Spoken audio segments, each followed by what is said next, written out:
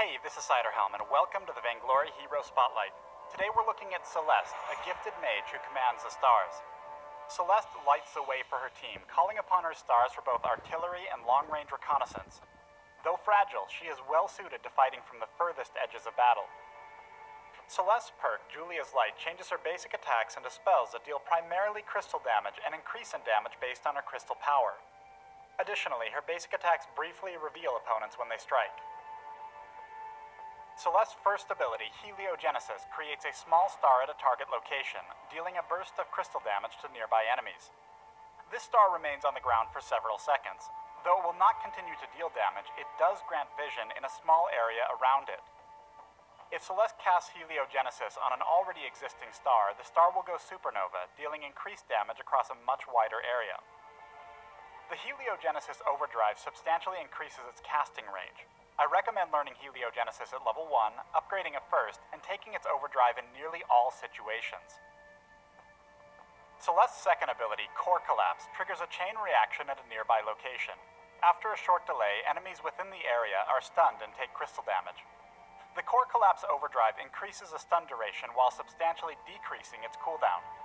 I recommend learning Core Collapse at level 2, upgrading it second, and taking its overdrive over the final rank in the ultimate when survivability is more important than increased damage. Celeste's ultimate, Solar Storm, fires several stars across the map, striking enemies along their path. The lead star pierces through all targets, dealing crystal damage to them. However, the trailing stars will detonate and deal crystal damage in an area on the first enemy they strike. Stars deal significantly reduced damage to non-heroes. Additionally, the stars deal no damage to structures, though trailing stars will still impact them. Upgrading Solar Storm increases the number of trailing stars, dealing more damage and making it harder for enemies to avoid. I recommend learning all 3 ranks when you want to maximize damage. When playing Celeste as a mage, I strongly recommend focusing heavily in the Crystal Tree. Start your build with a Frostburn, then shift immediately towards Tier 2 Travel Boots. These 2 items, along with the increased range from your Heliogenesis overdrive, will make it much easier to keep your distance.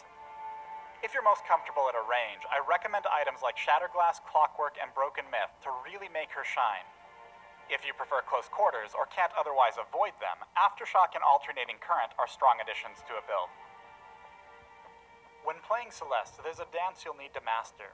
Watch how cautious I'm being, inching up to place stars and immediately falling back as the star is forming. Because of Crystal Celeste's extreme vulnerability, learning this ebb and flow is often the difference between life and death, especially against mobile assassins. Before fights break out, I'm careful to look for tactical places to drop my stars. Brush and choke points like this are ideal locations for new stars, as they establish a vision perimeter for my team, and could potentially allow a supernova on approaching enemies. Petal has been caught, and Arden and I are moving in to help. As Arden activates his ultimate, take note of my abilities. I've already dropped a star, and I'm about to land a Core Collapse stun on both Catherine and Koshka. This virtually guarantees that I'll land the following supernova. Following the stun supernova combo, I'm immediately chaining my Solar Storm to deliver a devastating broadside. Landing another star and an Aftershock-enhanced Julia's Light attack seals Catherine's fate. Arden activates Warhorn, allowing us to quickly close on the retreating Saw. Watch how I'm leading my shots. Because of the delay on Celeste's abilities, they all require careful aim on moving targets. With a vanguard from Arden, Saw has no chance to escape from us, even this close to his sanctuary.